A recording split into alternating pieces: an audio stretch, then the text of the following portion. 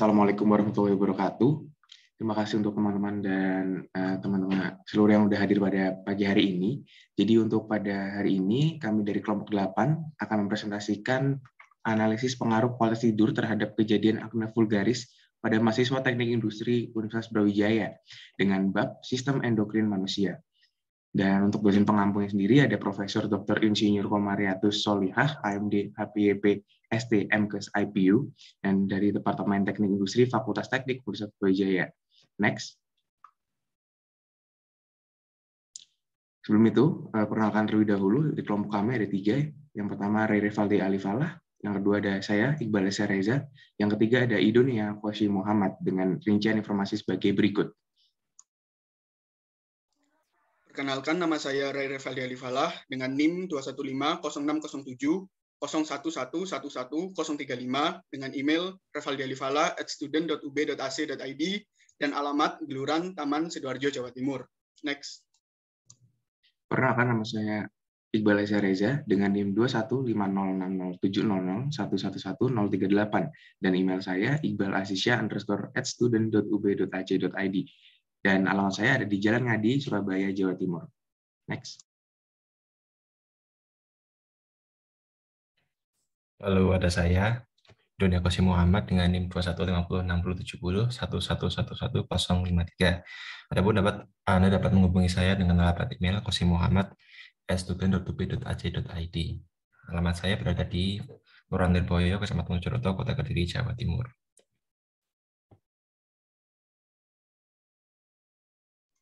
Puji syukur atas kehadirat Allah SWT atas rahmat dan karunia yang telah diberikan sehingga peneliti dapat menyelesaikan penelitian ini tepat pada waktunya. Juga terima kasih kepada Bapak Profesor Widodo, SSI, MSI, PhD, MET, SC, selaku Rektor Universitas Brawijaya. Berikutnya kepada Bapak Profesor Insinyur Hadi Suyono, STMT, PhD, IPU ASEAN Engineering, selaku Dekan Fakultas Teknik Universitas Brawijaya. Kemudian kepada Bapak Sugiono, STMT, PhD, selaku Kepala Departemen Teknik Industri Universitas Brawijaya. Dan terakhir kepada Ibu Profesor Dr. Insinyur Komariatus Solihah, AMD HYP ST MKes IPU, selaku dosen pengampu mata kuliah Biologi Teknik Industri Universitas Brawijaya. Next.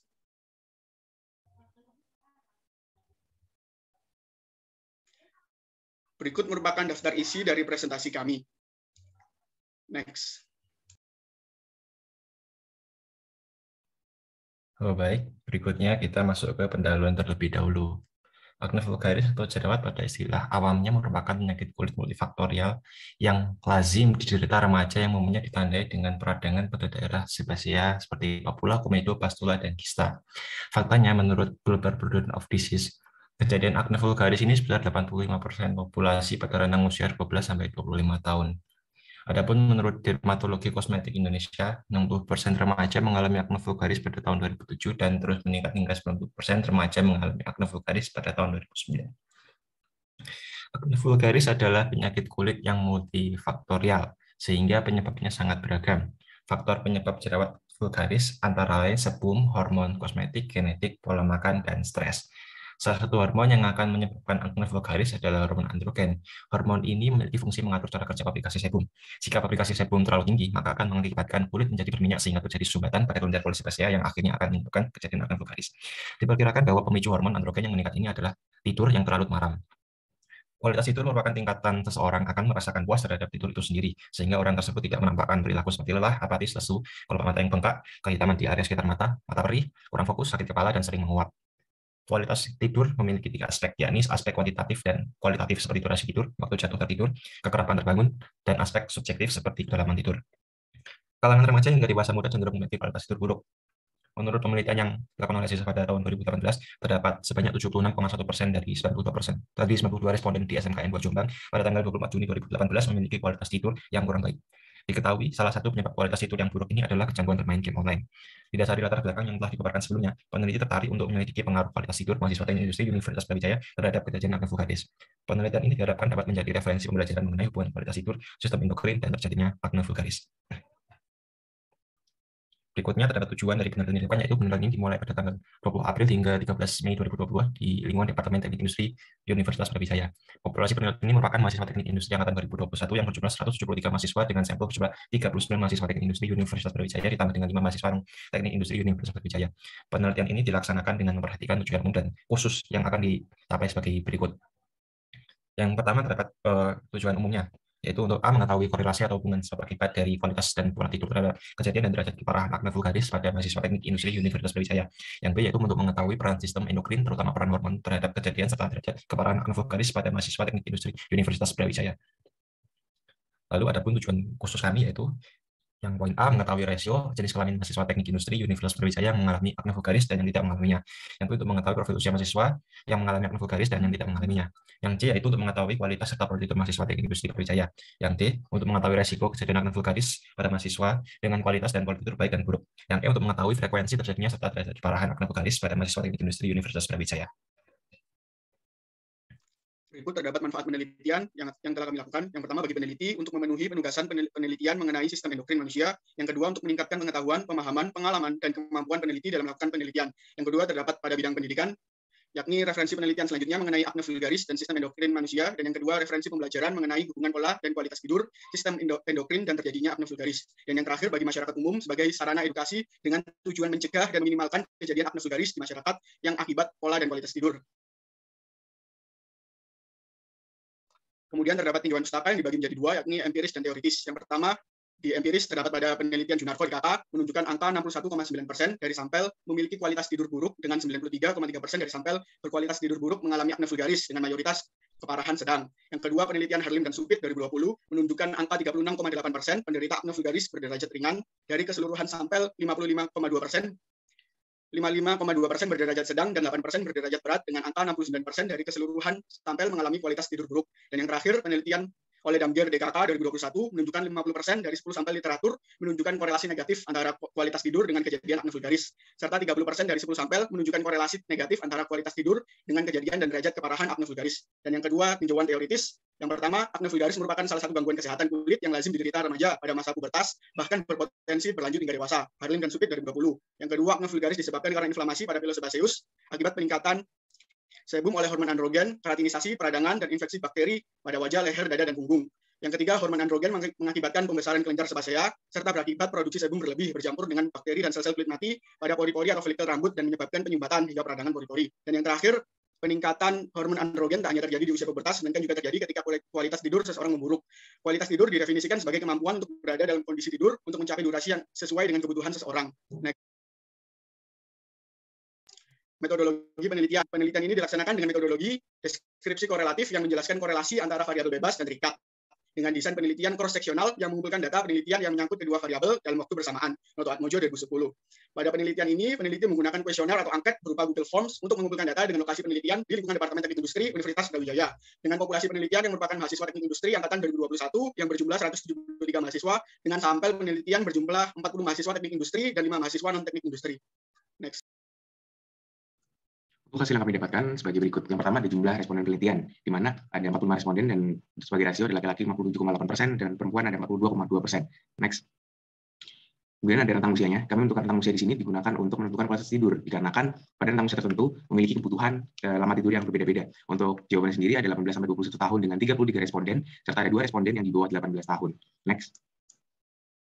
Untuk selanjutnya adalah lama waktu tidur, di mana sebelum itu akan dijelaskan terlebih dahulu apa perbedaannya dari setiap umurnya. Untuk umur 8 responden dengan umur 18 tahun ke bawah memiliki waktu tidur idealnya adalah 8-10 jam per harinya. Sedangkan untuk usia 18-21 tahun itu lama tidurnya itu 7-9 jam per harinya. Ini menurut Cajuput pada tahun 2018. Dan untuk indikator kualitas lama tidur ini termasuk yang pertama ya. Jadi ada 2 indikator. Untuk yang lama tidur ini ada indikator utama.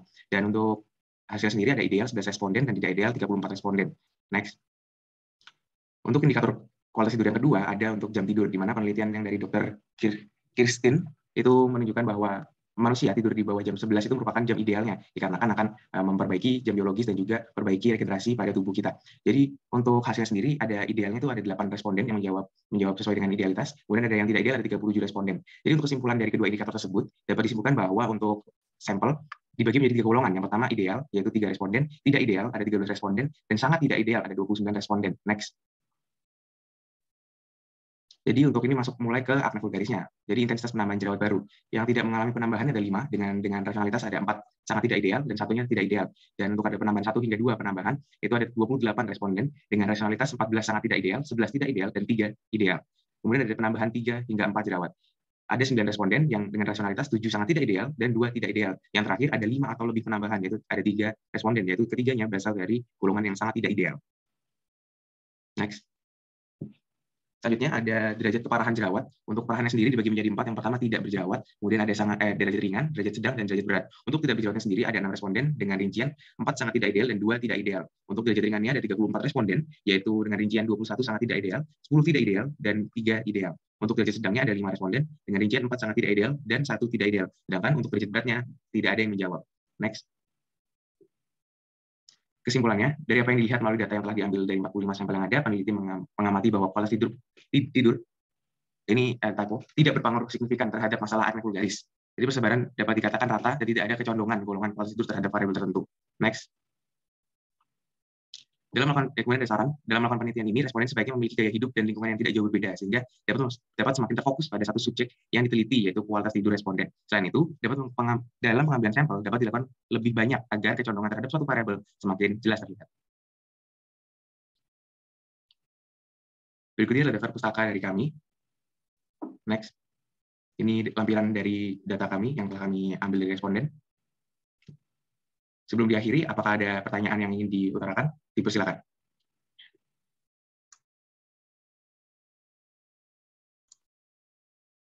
Baik, untuk yang pertama, boleh dari Eril, dari kelompok 9, dipersilakan. Ya, makasih kesempatannya. Mau nanya, tadi kan udah dijabarin ya, kalau acne vulgaris itu disebabkan oleh banyak faktor. Namun, yang ingin kami tanyakan, apa ada faktor yang berpengaruh paling signifikan atau besar terhadap kemunculan acne vulgaris? Kalau ada, mungkin boleh disebutin. Makasih. Baik, untuk menjawab pertanyaan tersebut, apakah bisa kembali ke tinjauan pustaka, slide tinjauan pustaka?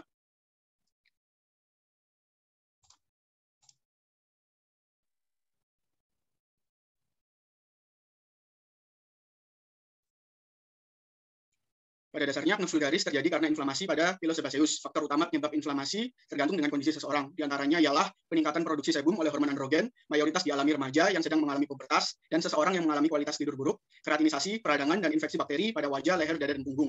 Selain itu juga terdapat faktor pendukung, yang dimana jika faktor pendukung tersebut dimiliki oleh seseorang ditambah dengan faktor utama, maka kemungkinan orang tersebut mengalami acne vulgaris relatif lebih tinggi. Faktor penunjang tersebut diantaranya pola diet yang tidak sehat, seperti memakan makanan berminyak dan berlemak dengan kadar tinggi, dapat memicu produksi sebum berlebih. Kedua, penggunaan kosmetik dengan kandungan komedogenik atau zat-zat penyumbat pori-pori dan penyebab komedo. Yang ketiga, kondisi kulit, di mana kulit dengan jenis kulit berminyak disertai berpori besar cenderung memikat kotoran, polusi, dan bakteri, sehingga dapat menyebabkan penyumbatan pori hingga menimbulkan lesi yang berhubungan dengan acne vulgaris dan lain sebagainya. Jadi faktor yang paling signifikan terhadap kemunculan acne vulgaris merupakan faktor utama tadi, yakni peningkatan sebum karena hormon androgen, keratinisasi, peradangan, dan infeksi. Namun belum tentu seseorang yang mengalami faktor utama tersebut langsung menderita acne vulgaris, dikarenakan adanya faktor penunjang lain yang berperan di dalamnya. Apakah sudah menjawab? Ya, sangat menjawab. Makasih. Baik, terima kasih. Untuk selanjutnya, apakah ada pertanyaan lagi? Baik, untuk Faiz Askar dari kelompok 10, dipersilakan. Baik, terima kasih. Kami ingin bertanya, penelitian ini kan dilakukan dengan meneliti usia muda pada mahasiswa. Nah, apakah ada acne vulgaris ini memiliki perbedaan pada rentang usia tertentu? Terima kasih. Baik, terima kasih atas pertanyaannya. Saya izin jawab ya. Jadi untuk usia muda dan juga usia dewasa itu memiliki perbedaan ya, di mana beberapa perbedaan yang mungkin yang pertama terlebih dahulu untuk tempatnya sendiri atau kemunculan jerawatnya. Untuk masa remaja itu kemunculan jerawatnya itu rata-rata pada dahi, kemudian hidung dan pipi. Kalau misal untuk yang dewasa atau adult itu ada pada mulut, dahu dan juga rahang. Untuk usianya sendiri, kenapa bisa dibagi menjadi dua itu? Jadi untuk usianya yang remaja atau masa pubertas sebutannya itu pada usia belasan hingga 20-an tahun. Sedangkan untuk yang masa dewasa itu di atas 30 tahun. Dan untuk mengapa perbedaannya gitu, perbedaannya antara remaja dan juga dewasa. Untuk remaja sendiri itu meningkatnya, kenapa bisa ada acne vulgaris itu dikarenakan meningkatnya hormon androgen di masa puber yang terjadi saat siklus menstruasi. Jadi itu menyebabkan kelenjar sebasea pada wajah itu menghasilkan minyak yang lebih gitu. Dan pada akhirnya itu menyebabkan pori-pori barengan sama kotoran, dan juga ada bakteri, yaitu bakteri Propionibacterium acnes. Kalau misalkan untuk yang dewasa sendiri, yang dewasa itu juga dikarenakan perubahan hormon, namun rata-rata dikarenakan perubahan atau pola hidup yang tidak sehat, mungkin karena minum alkohol, stres, atau mungkin juga karena makan makanan yang dimasukkan ke dalam tubuhnya. Kurang lebih kayak gitu. Apakah menjawab pertanyaannya? Baik, sangat menjawab. Terima kasih atas jawabannya. Baik, terima kasih atas pertanyaannya juga. Kurang lebihnya demikian presentasi dari kelompok 8. Jika ada salah atau kurang, mohon maaf. Terima kasih. Wassalamualaikum warahmatullahi wabarakatuh.